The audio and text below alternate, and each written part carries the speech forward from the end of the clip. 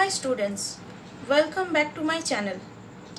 आज हम देखेंगे नॉर्मलाइजेशन के बारे में। नॉर्मलाइजेशन डीबीएमएस के बहुत ही इम्पॉर्टेंट एक टॉपिक है। नॉर्मलाइजेशन का डेफिनेशन क्या है? Normalization is a process, it is a database design technique that reduce data redundancy. इसको अगर हम लोग शॉर्ट फॉर्म में अगर बोले तो हम लोग बोल सकते हैं reduce redundancy from A table. मतलब एक टेबल से कोई भी डुप्लीकेट वैल्यू या फिर रिडंडेंसी को रिमूव करने का नाम है नॉर्मलाइजेशन। ये नॉर्मलाइजेशन में रिडंडेंसी जो होता है वो टू टाइप्स होता है।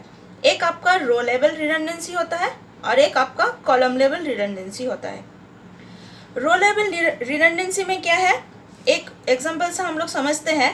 यहाँ पर देखो, एक टेबल दिया गया है जिसमें आपका आईडी, नेम एंड एज है, जिसमें आप देखो यहाँ पर एक जो रो है, ये रो एंड ये रो, ये तो रो बिल्कुल सेम है। मतलब रोल नंबर 1, नेम ए, एज 20, यहाँ पर भी है 1A20। इसी डुप्लीकेट वैल्यू को रिमूव करने के लिए हम लोग रो लेवल में क्या करते हैं, एक टपल को हम प्राइमरी की बताते हैं। अगर प्राइमरी की होता है तो प्राइमरी की का रूल्स क्या है, कोई भी डुप्लीकेट वैल्यू या नहीं होगा या फिर जो भी डेटा होगा वो आपका यूनिक होगा एंड कोई भी नल वैल्यू हम लोग यहाँ पर नहीं दे सकते। ये प्राइमरी की का कॉन्सेप्ट है। तो अगर यहाँ पर 1 एंड 1 है तो ये नहीं लेगा। यहाँ पर जब भी हम लोग इनपुट करेंगे 1 को तो यहाँ पर एरर शो करेगा। इसलिए हम लोग रो लेवल में प्राइमरी की को डिनोट करते हैं ताकि रो लेवल में जो रिडंडेंसी है वो हम लोगों का रिमूव हो सके। अभी देखो एक कॉलम लेवल रिडंडेंसी क्या है। अभी एक टेबल दिया गया है और एक टेबल जिसमें है employee ID, name, address, department and salary. ये जो एम्प्लॉय आईडी है ये हमारा प्राइमरी की है। इसमें देखो 1 एम्प्लॉय आईडी जिसका है उसका नाम ए है, उसका एड्रेस पुणे है, आईटी डिपार्टमेंट में काम करता है और उसका सैलरी 40K है। इसी तरह से एक सेकंड आईडी है जो एचआर डिपार्टमेंट में काम करता है, दूसरा है वो भी पुणे में है जिसका आईडी 3 है, आईटी डिपार्टमेंट में काम करता है।